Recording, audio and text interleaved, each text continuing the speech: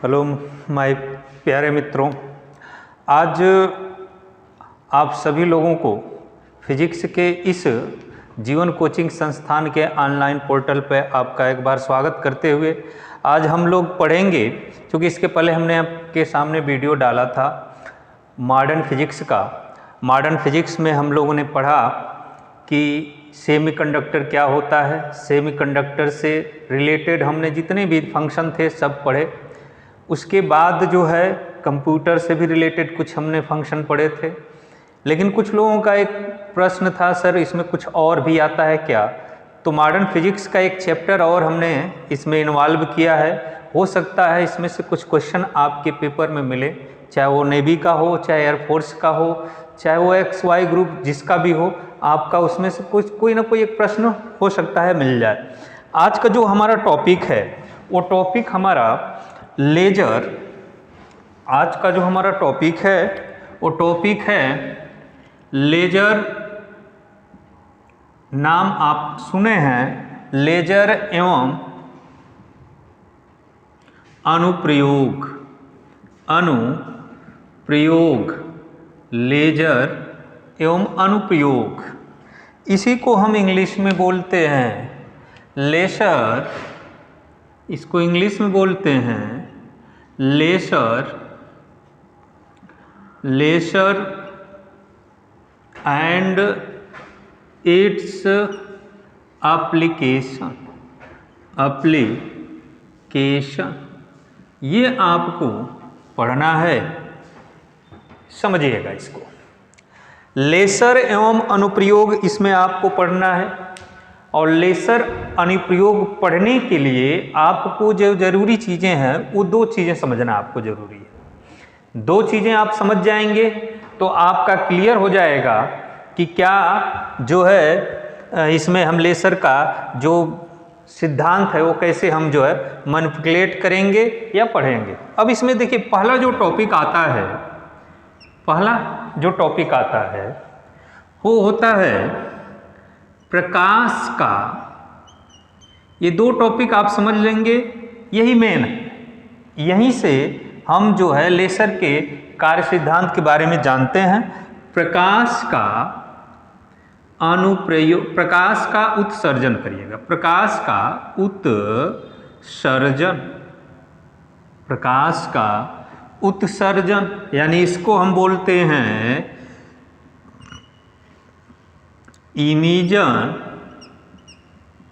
Of light. ये आपका समझना है। प्रकाश का उत्सर्जन क्या होता है, इसको समझना आपको जरूरी है। क्या आपका प्रकाश का उत्सर्जन होता है, चलिए थोड़ा सा हम समझते हैं।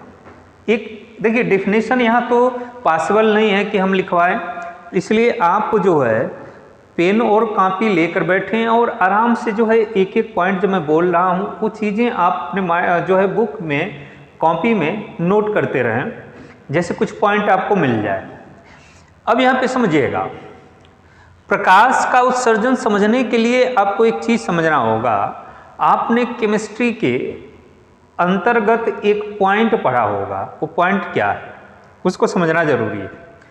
केमिस्ट्री के अंतर्गत एक पॉइंट आपने पढ़ा है कि ऐसी कंडीशन आ जाती है कि इलेक्ट्रॉन एक्साइटेडमेंट में हो जाता है, उत्तेजित अवस्था में हो जाता है, और उत्तेजित जब अवस्था में हो जाता है तो अपनी निम्न कक्षा को छोड़ करके उच्च कक्षा में पहुंच जाता है। ये आपने बेसिक चीज़ें कहीं पढ़ी होगी जरूर। यहाँ पर प्रकाश का उत्सर्जन में हम आपको बताएंगे, हम इलेक्ट्रॉन की बात नहीं करेंगे, हम परमाणु की बात करेंगे। ये जो एक्साइटमेंट जो होता है वो परमाणु के साथ होता है, क्योंकि किसी भी परमाणु के अंदर, किसी भी पदार्थ के अंदर जो परमाणु होते हैं उन परमाणुओं की एक अवस्था या ऊर्जा स्तर होता है। एक क्या होता है, एक ऊर्जा स्तर होता है। हर एक परमाणु का अलग अलग एक ऊर्जा स्तर होता है। इसी को हम समझाना चाहते हैं आपको। अब होता क्या है कि जब किसी भी परमाणु को किसी सोर्स से ऊर्जा मिल जाए, सोर्स का मतलब बाहर से कहीं, चाहे वो प्रकाश से मिल जाए या हीट से मिल जाए, कहीं से उस सोर्स से ऊर्जा जब उसको परमाणु को मिलता है तो अपने निम्न ऊर्जा स्तर को छोड़ करके उच्च ऊर्जा स्तर में पहुंच जाता है। समझ रहे बात? जब किसी परमाणु को कहीं बाहर से ऊर्जा या बाहरी कोई सोर्स द्वारा ऊर्जा मिलता है तो अपने वो निम्न ऊर्जा स्तर को छोड़ करके उच्च ऊर्जा स्तर में पहुंच जाता है। समझ में आ रही बात? अब यहाँ पर एक एग्जाम्पल देंगे हम आपको। एग्जाम्पल में हम एक आपका एग्जाम्पल में क्या दिखा रहे हैं, थोड़ा सा ध्यान समझिएगा। एग्जाम्पल में हम आपको मरकरी का एक परमाणु है, मरकरी का एक परमाणु का हम स्ट्रक्चर दिखाएंगे, प्रकाश का उत्सर्जन कैसे होता है, कैसे उसके अंदर जो है निम्न ऊर्जा स्तर से छोड़ करके उच्च ऊर्जा स्तर में पहुंच जाता है। अब यहाँ पर आपको हम एक फिगर के माध्यम से समझाएंगे। अब समझिएगा, यहाँ पर आपका सबसे नीचे जो ऊर्जा स्तर होता है इसी को हम बोलते हैं E = 0, मीन्स इसको हम बोलते हैं ग्राउंड। इसको क्या बोलेंगे? Ground energy level.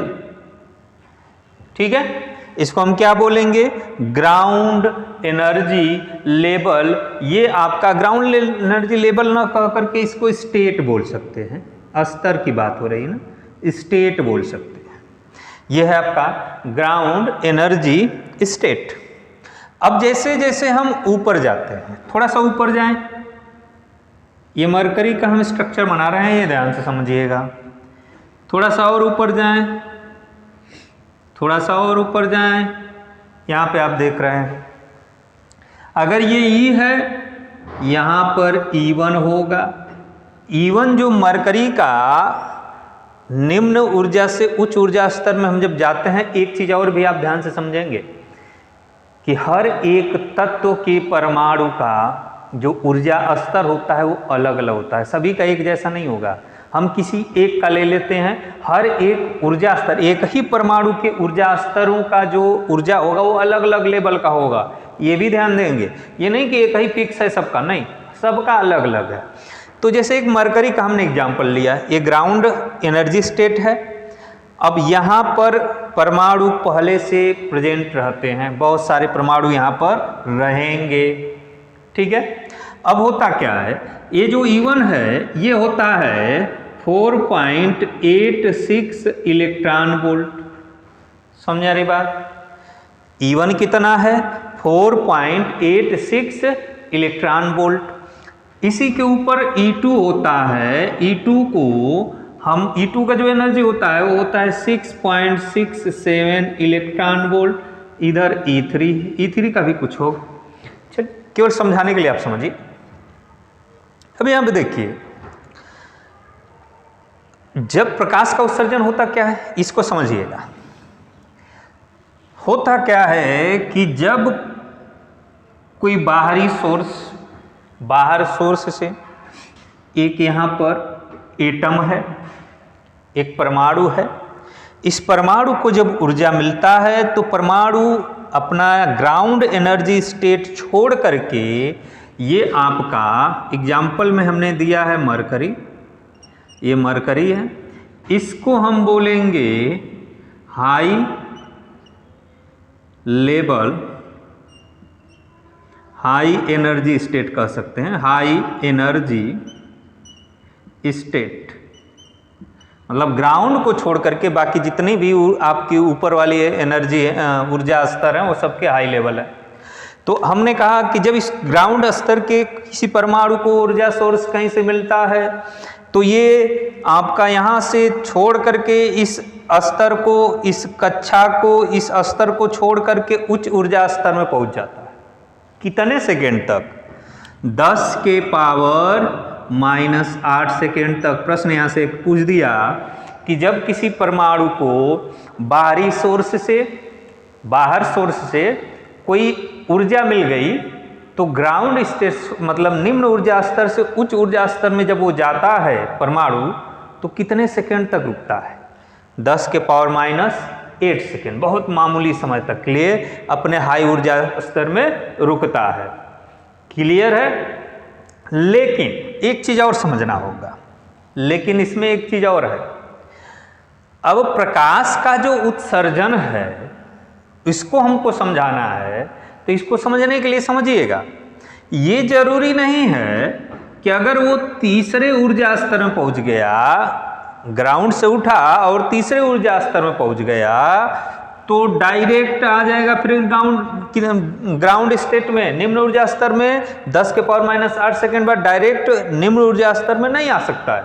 आ भी सकता है, नहीं भी आ सकता है, दोनों है। मतलब कि हाई से हो सकता है E2 से आता है, E3 से आते हुए E1 में E2 में ही रुक गया। क्लियर समझ में आया?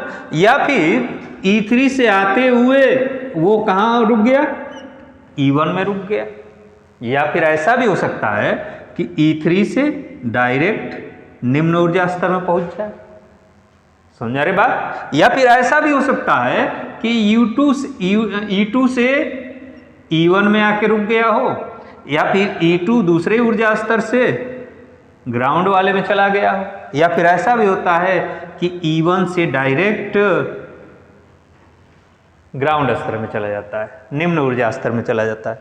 समझ में आ रही बात इसको? देखिए, ये ग्राउंड स्टेट है, मतलब निम्न ऊर्जा स्तर है। निम्न ऊर्जा स्तर में परमाणुओं की संख्या बहुत अधिक होती है, थोड़ी मोड़ी नहीं होती, बहुत ही ज्यादा होती है। जब इस पर कोई सोर्स पड़ता है, कोई सोर्स इस पर जब पड़ता है तो इसमें से परमाणु 10⁻⁸ सेकंड के लिए उच्च ऊर्जा स्तर में प्रवेश करता है। अब उच्च ऊर्जा स्तर कई टाइप के स्तर हैं, E1 से लेके आपका बढ़ता जाएगा। अगर वो E1 में है तो डायरेक्ट 10⁻⁸ सेकंड बाद वो निम्न ऊर्जा स्तर में आ जाएगा। E2 में है तो दोनों कंडीशन हो सकती है, 10⁻⁸ सेकंड बाद वो E2 से E1 में आ सकता है या फिर डायरेक्ट निम्न ऊर्जा स्तर में आ सकता है। E3 में होगा तो दो विकल्प हैं, E3 से E2 में भी आ सकता है, E3 से E1 में भी आ सकता है, या फिर डायरेक्ट नीचे चला जा सकता है। समझ में आ रही है बात? अब यही समझना है। अगर हम ये कह रहे हैं कि E1, यहां पे समझिएगा, E1 और E2 ये दो चीजें हैं, यही आपको समझना है। E1 और E2 ये दो ऊर्जा स्तर है, तो E1 में ऊर्जा कम रही होगी, भाई नीचे है ना तो नीचे ऊर्जा कम रही होगी। E2 में ऊर्जा ज्यादा रही होगी। समझ में आ रही बात?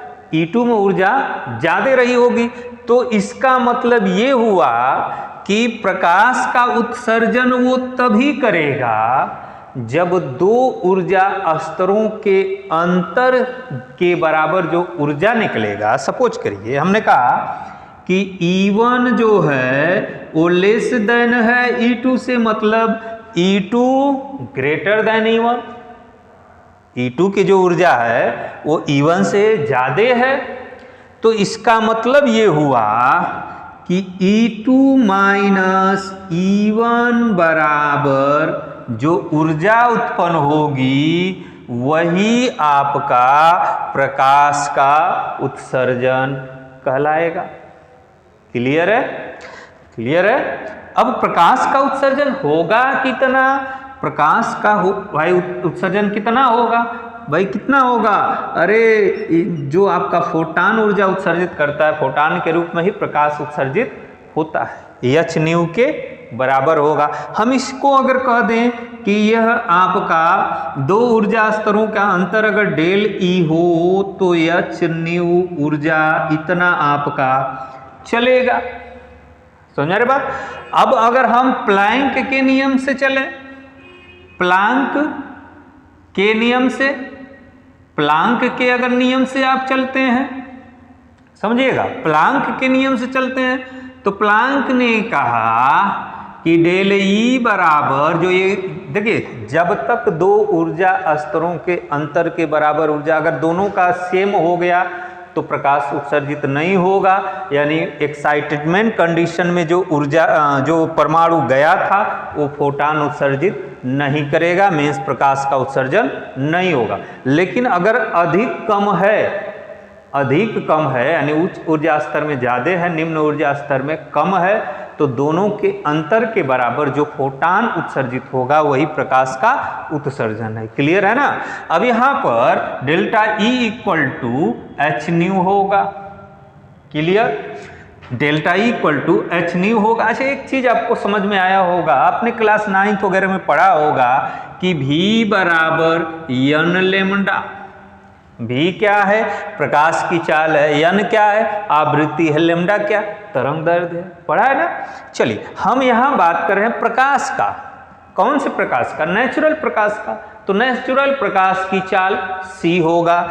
चूंकि आप यहाँ पर देखिए ध्यान से, c बराबर क्या होगा भाई, यहाँ आपने फ्रीक्वेंसी न्यू लिया है तो न्यू लेमडा होगा। इसका मतलब न्यू बराबर जो होगा c बाई लेमडा होगा। समझा रहे बात। अब जो ये न्यू है इसको हटाएंगे तो डेल ई बराबर क्या मिलेगा, एच सी बाई लेमडा। अब लेमडा का मान यहाँ से निकालेंगे तो H C by del E. Clear है, क्लियर है। अब अगर हम देखें कि जितने भी ऊर्जा स्तर हैं वो किस में लिए गए हैं, किस में लिए गए हैं, इलेक्ट्रॉन वोल्ट में लिए गए हैं। तो जब इलेक्ट्रॉन वोल्ट में, यदि आप ये कह सकते हैं कि यदि डेल ई इलेक्ट्रॉन वोल्ट में हो, नोट करते रहेंगे तभी कोई दिक्कत नहीं है, आप समझते रहिए, नोट करते रहिए। यदि डेल्टा ई इलेक्ट्रॉन वोल्ट में हो तो हमको इलेक्ट्रॉन वोल्ट से अगर जूल में कन्वर्ट करना होगा तो लेमडा इक्वल टू हो जाएगा H C by del E into E. Clear है, ये हो गया जूल में। अब ये जूल में हुआ भाई, आप जान दिए एच क्या है, प्लांक नियतांक है। एच क्या है, प्लांक नियतांक है, प्लांक कांस्टेंट है, प्लांक कांस्टेंट है। ठीक है, प्लांक कांस्टेंट है। अब यहां समझिएगा एच क्या है, प्लांक कांस्टेंट है जिसका मान 6.6 × 10⁻⁻34 जूल प्रति हर्ट्ज होता है। सी क्या है, प्रकाश की चाल है, 3 × 10⁸ मीटर पर सेकेंड। ई क्या है, इलेक्ट्रॉन है, इलेक्ट्रॉन का चार्ज होता है 1.6 × 10⁻19 कूलाम होता है। ठीक है, अब अगर इसको कैलकुलेशन करें, कभी कभार हो सकता है कि आपसे पूछ दे, कभी कभार हो सकता है आपसे पूछ दे, तो आप कैसे निकालोगे। अब यहाँ पे समझिएगा, lambda equal to H C है। अब यहाँ पे रखें तो लेमडा इक्वल टू एच का मान है 6.6 × 10⁻34, सी का मान है 3 × 10⁸। नीचे आपका डेल्टा ई एनर्जी आप निकाल सकते हैं, अगर E1 E2 का अंतर आप निकाल लेंगे तो निकाल सकते हैं, नहीं तो कोई ज़रूरत नहीं है। आपका अगर जो दिया रहेगा उसके अनुसार निकालेंगे। ये हो गया 1.6 × 10⁻⁻19। अब यहाँ पे समझिए लेमडा इक्वल टू होता क्या है। इसको जब कैलकुलेशन करेंगे तो ये आएगा इतना अपान डेल्टा ई एंगस्ट्रॉम, इतना आपका ये आता है, यानी 12,375 बटे डेल्टा ई एंगस्ट्रॉम आता है। क्लियर है। चलिए, अब एक चीज तो ये था कि प्रकाश का हमने उत्सर्जन बताया, इमिशन ऑफ लाइट। ठीक है, अब एक चीज और आपको समझना होगा, इसको नोट करना चाहते हैं तो आप कर सकते हैं, थोड़ा सा मैं मिटाना चाहूँगा। अब यहाँ पर आपको बताना है प्रकाश का उत्सर्जन आपने देख लिया, अब हम आपको बताएंगे प्रकाश का अवशोषण, ऑब्जर्प्शन, प्रकाश का अवशोषण, अवशोषण इसको समझना है। ये समझिए, ये मेन चीज़ें हैं। ये दो चीज़ें समझ लेंगे तो लेसर का धीरे धीरे आप समझ में आने लगेगा। इसमें होता क्या है, इसको मिटा देते हैं। इसमें क्या होता है कि जैसे हमने कहा कि ये मरकरी का हमने एक एनर्जी लेवल बनाया हुआ है, इसमें आपको समझना है। क्या समझना है वो समझिए, थोड़ा सा स्टेटमेंट के द्वारा पहले समझिए, फिर एग्जाम्पल के थ्रू समझाते हैं। जैसे हमने कहा कि जब निम्न ऊर्जा स्तर में बहुत सारे परमाणु होते हैं, परमाणुओं की संख्या बहुत ज़्यादा होती है। अब उनको जब बाहर से कोई सोर्स मिलता है, बाहरी कोई सोर्स मिलता है, तो निम्न ऊर्जा स्तर को छोड़ करके वो हाई ऊर्जा स्तर में पहुंचते हैं। हाई ऊर्जा स्तर में जब पहुंचेंगे तो वो 10 के पावर -8 सेकंड के लिए ही होते हैं। और जब हाई ऊर्जा स्तर से निम्न ऊर्जा स्तर में फिर आते हैं 10 के पावर -8 सेकंड बाद, तो होता क्या है, आप यहाँ पे समझिएगा। होता क्या है कि हाई लेवल वाले और लो लेवल वाले ऊर्जा स्तर के अंतर के बराबर फोटान उत्सर्जित करता रहता है, तभी वो नीचे आएगा। भाई उत्सर्जित करेगा तभी ना आएगा नीचे। जब डाउन उसके अंदर से ऊर्जा जब खत्म होगी तभी आएगा। जैसे हमने आपको एक बार बोला, सपोज करिए एक ऐसा व्यक्ति हो जिसको कहीं से बहुत सारा पैसा मिल जाए, समझा रे बात, बहुत सारा कहीं से पैसा मिल जाए। सपोज करिए 5 लाख मिल गया। अब 5 लाख मिलेगा तो क्या होगा, अब वो व्यक्ति क्या करेगा, घूमेगा, खूब बाजार में खरीदारी करेगा। कब तक, जब तक 5 लाख खत्म नहीं होगा। और जैसे 5 लाख खत्म हो गया फिर वहाँ जहाँ था वहीं आ जाएगा।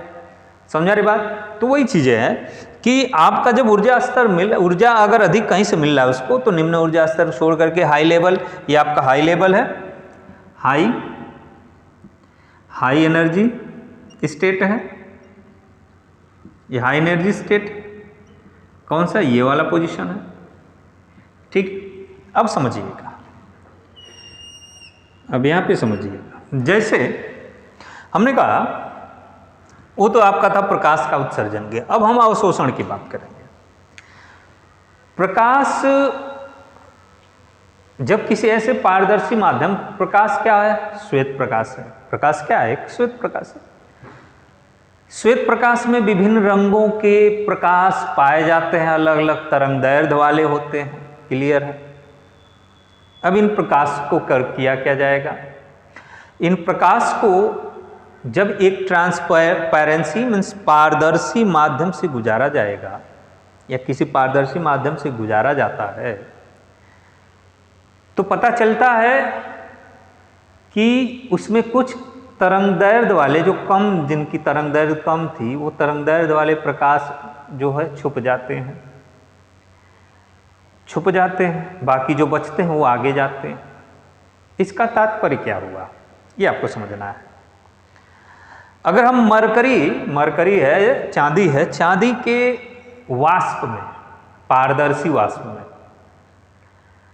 श्वेत प्रकाश को क्या करें, प्रवाहित करें, श्वेत प्रकाश को डालें, किस पर, चांदी के वाष्प जो आपका बना हुआ है उसके ऊपर डालें, तो चांदी के जो परमाणु होंगे करेंगे क्या कि जो कम तरंगदैर्ध्य वाले प्रकाश थे, उन कम तरंगदैर्ध्य वाली प्रकाश को अवशोषित कर लेंगे। समझा रे बात, उस कम तरंगदैर्ध्य वाले प्रकाश को अवशोषित कर लेंगे। क्लियर है, समझा रे बात। जैसे ही अवशोषित कर लेंगे तो जो अधिक वाला होगा वो निकल जाएगा, जो कम वाले होंगे वो अवशोषित कर लिया। तो इससे ये प्रूफ होता है कि प्रकाश का अवशोषण भी होता है। कौन अवशोषण करेगा, परमाणु करेगा। कौन परमाणु, वही परमाणु, वही अरे भाई वही कौन, अरे जो निम्न ऊर्जा स्तर में था और अवशोषित किया तो कहाँ पहुँच गया, हाई लेवल में। समझा रही बात। हाँ, ये ग्राउंड स्टेट एनर्जी वाला जो आपका परमाणु है वही क्या करेगा, अवशोषित करेगा। अवशोषित करने के बाद 10 के पावर माइनस 8 सेकेंड के लिए कहाँ भगेगा? हाई एनर्जी लेवल स्तर में। क्लियर है?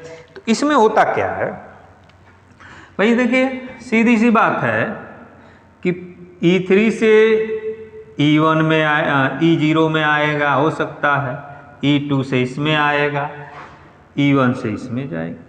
ये आपका होता है। ऊर्जा जब अवशोषण करने के बाद 10 के पावर माइनस 8 सेकेंड तक होगा ऊपर, तो फिर ऐसे नीचे लेवलों में, नीचे स्तर में चलता चला जाएगा। क्लियर है? ये दो चीजें समझना था आपका। प्रकाश का अवशोषण भी होता है और प्रकाश का उत्सर्जन भी होता है। कैसे होता है हमने आपको बता दिया। अगर नहीं समझ में आया होगा तो फिर एक बार इसको रिमाइंड करके देखिएगा, रिवर्स करके देखिएगा, पुश करके देखिए, हर एक एक चीज़ को समझ लीजिएगा। फिर दिक्कत होगी आप फ़ोन करके या फिर हमसे या फिर कार्यालय से संपर्क करके एक बार आप बोल सकते हैं। एक चीज़ और है, अगर आपको कोई भी अब जो चैप्टर अब दिक्कत कर रहा है, ऑनलाइन क्लास में आप बता सकते हैं, चाहे कमेंट के थ्रू बता सकते हैं, चाहे आप जीवन कोचिंग के ऑफिस के अंदर फ़ोन करके बता सकते हैं, सर ये चैप्टर दिक्कत है, उसको मैं आप इस ऑनलाइन के माध्यम से उसको क्लियर करवा दूंगा। ठीक है, चलिए अब आगे हम आते हैं लेसर के बारे में समझते हैं। लेसर क्या है? लेसर क्या है? क्योंकि कभी कभार पूछ देता है लेसर का फुल फॉर्म क्या होगा। कभी कभार क्या पूछता है? लेसर का फुल फॉर्म क्या होगा, ये आपसे पूछता है। बहुत बार पूछा है, ये समझिए। चलिए अब आते हैं लेसर। लेसर देखिए यहाँ पे लिखा हुआ है लेसर। लेसर, तो लेसर का फुल फॉर्म क्या होता है ये समझिए। लेसर मीन्स, यल मीन्स होता है लाइट। क्या होता है? लाइट। बढ़िया से लिखिएगा, लाइट। ए, फिर ए मीन्स क्या होता है? एम्प्लीफिकेशन। एम्प्लीफिकेशन। ठीक है, क्या हो गया? एम्प्लीफिकेशन। यस का क्या हो गया? अच्छा, थोड़ा सा इसमें एक कनेक्टिविटी जुड़ जाती है, एक वर्ड जुड़ जाता है, light amplification by stimulated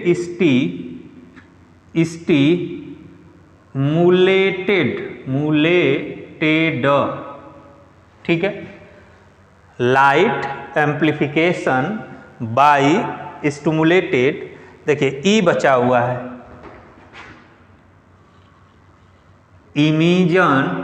emission भी कह सकते हैं, इमीजन।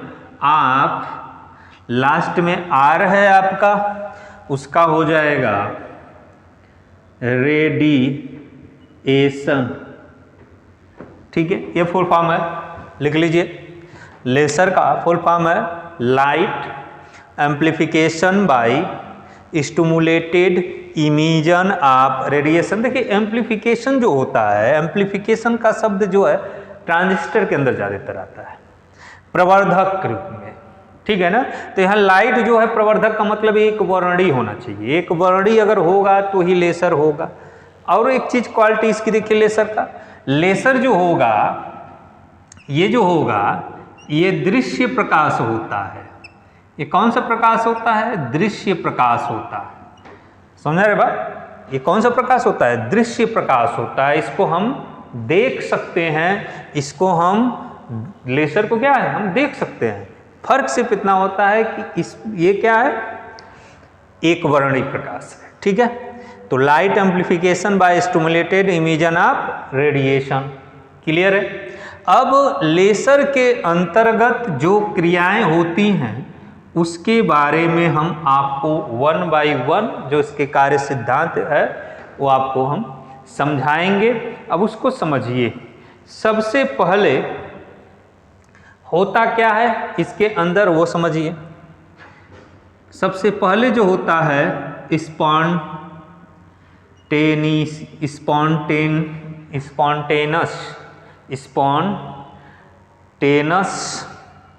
स्पॉन्टेनस होता है। ठीक है, इमीजन, इमीजन ये पहला आपका है। स्पॉन्टेनस इमीजन होता क्या है? पहले जो आपका लेसर के अंदर होता है वो क्या होता है? स्पॉन्टेनस एमिजन होता है। स्पॉन्टेनस एमिजन होता क्या है इसको आप समझिए। अब यहाँ पे थोड़ा समझें, जैसे मान लें ये ग्राउंड स्तर की है, ये हाई लेवल की है, ये दो ऊर्जा स्तर है।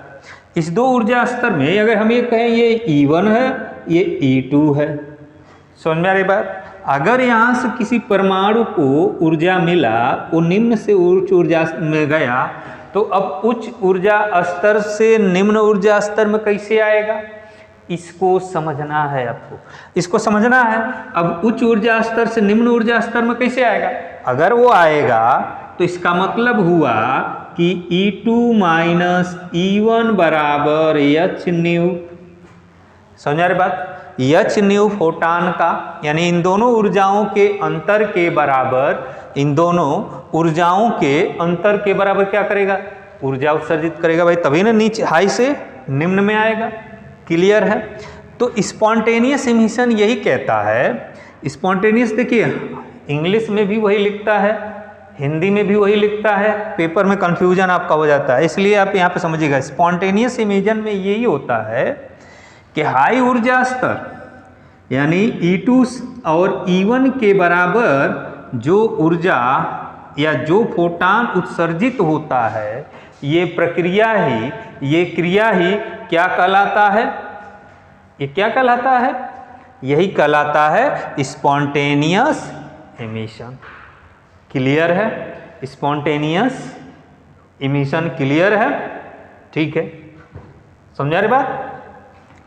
तो स्पॉन्टेनियस एमिशन में आपसे पूछ सकता है, देखिए यहां से प्रश्न बनेगा, स्पॉन्टेनियस एमिशन में क्या होता है?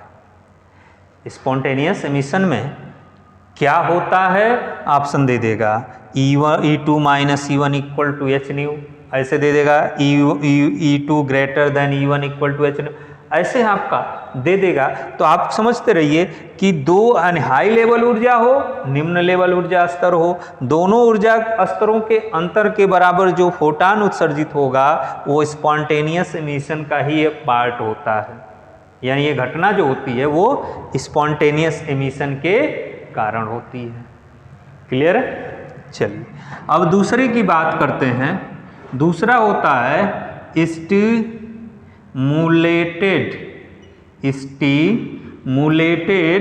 Emission, stimulated emission. अब इसमें देखिए क्या होता है। स्टिमुलेटेड एमिशन में होगा क्या, यहाँ पे आपको समझना होगा, बारीकी से समझना होगा। यहाँ पे क्या होगा? समझना होगा, बारीकी से समझना होगा। कैसे? अब थोड़ा समझिए। अभी आप कहेंगे कि सर आप अभी बताए हैं कुछ और हो रहा है कुछ और, तो आप देखिए हमने कहा है, पहले भी कहा है, अब भी कह रहे हैं, साइंस में स्टेप बाय जब स्टेप हम बढ़ते हैं तो एक एक नई चीज़ें आती हैं। अब देखिए क्या होता है, किसकी हम बात कर रहे हैं? स्टिमुलेटेड एमिशन की बात कर रहे हैं। इसमें होता क्या है कि ये ऊर्जा स्तर हैं, ठीक, ये ऊर्जा स्तर, ये तीनों हाई वाले हैं, ये ग्राउंड वाला। समझ रहे बात? स्टिमुलेटेड एमिशन ये कहता है कि हाई लेवल जो आपका है, हाई लेवल जो ऊर्जा स्तर है, उसमें पहले से कुछ न कुछ ये क्या है? परमाणु है, एटम। स्टिमुलेटेड एमिशन कहता है कि हाई लेवल ऊर्जा स्तर में पहले से कुछ न कुछ परमाणु उपस्थित होते हैं। समझा रही बात? पहले से कुछ न कुछ परमाणु क्या होते हैं? उपस्थित होते हैं। ठीक, अब समझिए, जब पहले से परमाणु उपस्थित होगा, अब यहां पर कोई होगा, ठीक है, तो जैसे ही अब यहां पे नहीं कि उच्च वाले में ही सबसे होगा, जैसे ये E3 है, ये E3 है तो जरूरी नहीं कि E3 में ही होगा, भाई E2 में भी तो होगा, E2 में भी होगा, E1 में भी होगा, ठीक है। E0 में तो है ये है बहुत सारा, E0 में तो है ये है बहुत लोग बहुत हैं। अब इसमें होगा क्या कि अब जैसे ही ये परमाणु नीचे की तरफ आना शुरू करेगा, समझिएगा, दूसरे ऊर्जा स्तर में पहुंचेगा, हाई से यानी तीसरे से दूसरे में जैसे ही पहुंचेगा, ये सपोज करिए यहाँ से ये परमाणु था यहाँ पर, अब यहाँ से यहाँ पर आया, ठीक है, यहाँ पर आया, तो इन दोनों ऊर्जा स्तर के अंतर के बराबर क्या हुआ, एक फोटान निकला, एक क्या हो गया, फोटान निकला। क्लियर है। अब यहाँ जो E2 ऊर्जा स्तर में पहुँचा, तो E2 ऊर्जा स्तर में भी तो इलेक्ट्रॉन होगा, सॉरी परमाणु होगा। अब वो परमाणु क्या करेगा, जैसे ही ये नीचे आएगा उसको पुश करेगा, क्या करेगा, उसको पुश करेगा, तो E2 वाला जो होगा वो E1 में आएगा। अब यहाँ पर आ गया, कौन आया, ये इसमें का कोई एक आया, ये भी तो आपका क्या करेगा, H का फोटान उत्सर्जित करेगा। समझा रहे बात। जैसे E1 में आया, E1 वाला भी क्या करेगा, पुश करेगा, तो ये नीचे आ जाएगा, यानी इसमें भी आपका कोई ना कोई परमाणु होगा, उसको नीचे भेज देगा, तो ये भी आते समय क्या करेगा, H फोटान का उत्सर्जित करेगा। यानी ये आपका किसके कारण होता है, स्टिमुलेटेड एमिशन के कारण होता है। ये प्रक्रिया किसके कारण होती है, स्टिमुलेटेड एमिशन के कारण होता है। और इस प्रक्रिया में E2 हमेशा E1 से बड़ा होगा, मतलब हाई लेवल ऊर्जा स्तर जो होगा निम्न ऊर्जा स्तर से हमेशा अधिक होगा, ये स्टिमुलेटेड एमिशन कहता है।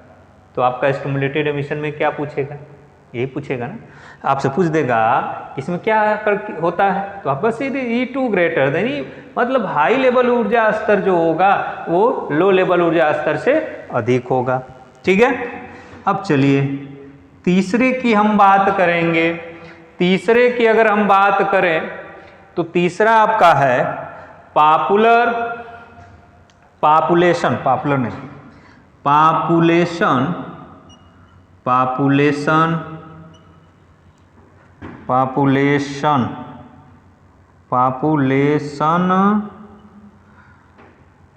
ठीक है, पॉपुलेशन हो गया, इन्वर्जन हो गया, पॉपुलेशन इन्वर्जन एंड पंपिंग। देखिए ध्यान समझिएगा, population inversion and pumping. Clear है। अब समझिए पॉपुलेशन इन्वर्जन एंड पंपिंग क्या होता है, इसको इस फिगर के माध्यम से हम समझाएंगे आपको। पॉपुलेशन इन्वर्जन क्या होता है यहाँ पर समझिए। पॉपुलेशन इन्वर्जन में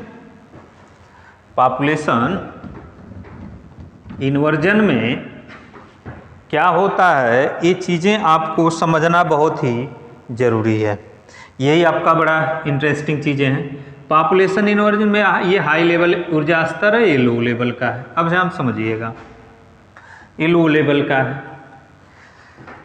पॉपुलेशन मीन्स होता है जनसंख्या, ये आप समझते हैं। इन्वर्जन मीन्स होता है, अब यहाँ पर कहाँ इन्वर्ज जो है बहुत ज़्यादा हो गई।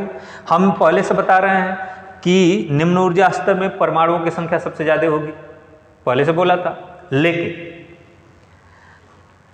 लेकिन स्पॉन्टेनियस एमिशन, स्टिमुलेटेड एमिशन, जब ये प्रक्रिया होती है, इस प्रक्रिया के दौरान हाई लेवल ऊर्जा स्तर में, हाई लेवल ये जो आपका ऊर्जा स्तर ऊपर वाले हैं, इसमें एटम की जो संख्या होती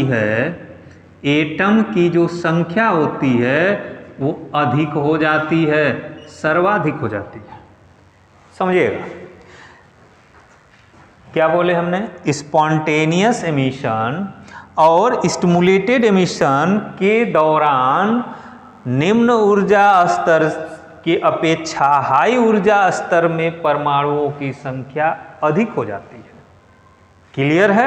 जब अधिक हो जाती है उसी प्रक्रिया को हम बोलते हैं पॉपुलेशन इन्वर्जन। समझ रहे बात?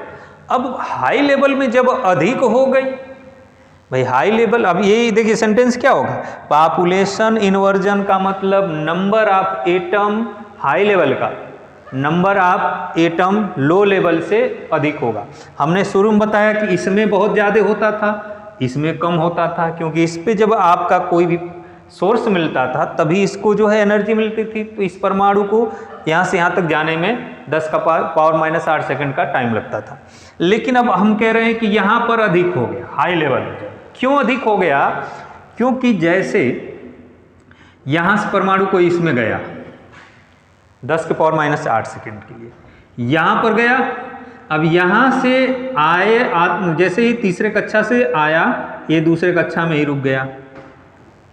समझा रहे बात? अब थोड़ा समझाते हैं, एक एग्जाम्पल समझाते हैं। जैसे सपोज करिए कि आपके गांव में कोई मदारी दिखा रहा है, मदारी देखते हो सर्कस टाइप में, वो आपका चल रहा है। अब आपका पिताजी वहाँ पे जो है बैठे हैं, देख रहे हैं, तो मम्मी ने कहा आपसे कि जाओ बुला कर लाओ पापा को। आप गए, तो पापा को बुलाने गए, पापा को बुला जो है बोले कि मम्मी बुला रही है, पापा को कहकर आप भी वहीं क्या करिए, रुक गए। अब आपको जब कुछ देर बीत गया तो मम्मी ने फिर किसी को कहा, वो भी जाकर वहाँ रुक गया, देखने लगा मदारी। तो ये देखिए पहले एक ही लोग देख रहे थे, अब धीरे धीरे 2 और बढ़ गए, यानी संख्या बढ़ गई। तो यही चीज़ यहाँ पर होता है कि यहाँ से जब परमाणु उत्तेजित होता है तो यहाँ ऊपर वाले में भगता है। ऊपर में जब भगेगा तो डायरेक्ट हमने कहा था या तो हाई लेवल से निम्न में आएगा या फिर हाई लेवल से बीच में ही रुकेगा, दोनों कंडीशन उसके साथ होती है। अगर दूसरी कंडीशन होगी तो यहाँ पर परमाणुओं की संख्या ज़्यादा होगी। अब यहाँ पर ज़्यादा न हो पाए उसके लिए किया क्या जाता है, यहाँ इसी में जोड़ा गया है पंपिंग। पंपिंग, अब ये पंपिंग होता क्या है कि हम यहाँ पर परमाणुओं को जबरदस्ती बाहर से सोर्स हम ऊर्जा देते रहेंगे, बार बार ऊर्जा देंगे ताकि ये जाए ऊपर, और जो ऊपर रुक गया है उसको इन्फॉर्म करे या उसको पुश करे वो निम्न ऊर्जा स्तर में आता रहे। इसीलिए इसको हम जो है बार बार यहाँ पर क्या करते हैं, पंपिंग करते हैं, ताकि वहाँ पे जो है परमाणु पहुँचते रहें और वहाँ से फिर वापस आते रहें। ये हो गया population inversion and pumping. Last आपका जो चौथा इसमें जो प्रक्रिया आती है वो होती है Meta stable state. Meta stable state में आपका एक प्रश्न पूछता है। मेटा स्टेबल स्टेट का मतलब ये होता है, अब यहीं से समझ लीजिए, सारी एक ही फिगर से सारी चीज़ें आपको एक बाई एक जो है पॉइंट समझ में आता चला जाएगा। इसमें क्या होता है कि जब निम्न ऊर्जा स्तर से ये आपका ई है, ई ग्राउंड वाला है। हाई ऊर्जा स्तर में जब इलेक्ट्रॉन पहुंचता है, सपोज करिए ये है हाई ऊर्जा स्तर के हैं, ये हाई लेवल के हैं, क्लियर है। ये हाई लेवल ऊर्जा स्तर में जब निम्न ऊर्जा स्तर से कोई परमाणु पहुंचता है, सपोज करिए यहाँ पर पहुंचा, ठीक है, तो 2 तरीके के परमाणु होते हैं, एक तरीका का नहीं होता है, 2 तरह का है। 2 तरह के कैसे? एक का जीवन काल हमने कहा, शुरू से ही कह रहे हैं 10 के पावर माइनस 8 सेकेंड होता है, 10 के पावर माइनस 8 सेकेंड होता है। ये आपका जीवन काल होता है किसका? एक परमाणु के ऊर्जा स्तर का। क्लियर है? ठीक है।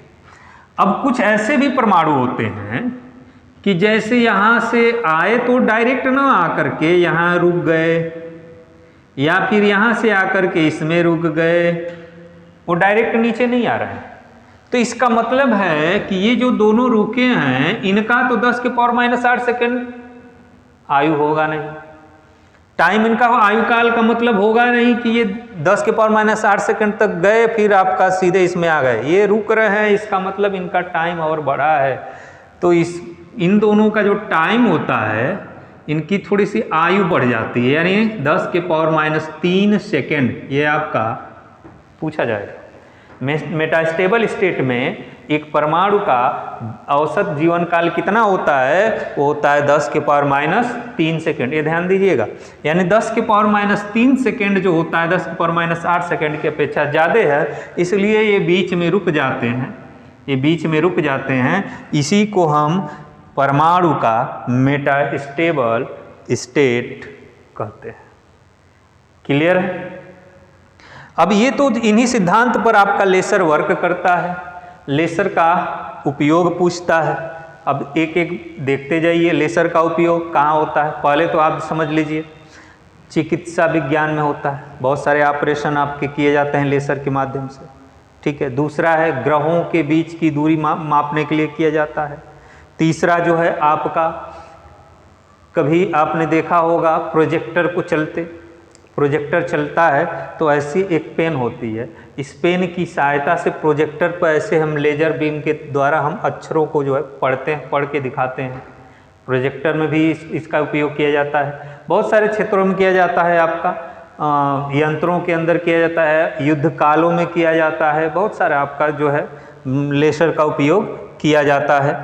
तो ये आपका था लेसर एंड अनुप्रयोग, ये मॉडर्न फिजिक्स का ही एक पार्ट था और उम्मीद है कि आपको समझ में आया होगा।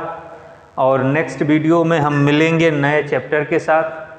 तब तक के लिए हंसते रहिए, मुस्कुराते रहिए और बहुत ध्यान से पढ़ते रहिए। आराम से बाहर मत निकलिए क्योंकि बाहर कोरोना है, ठीक है। धन्यवाद।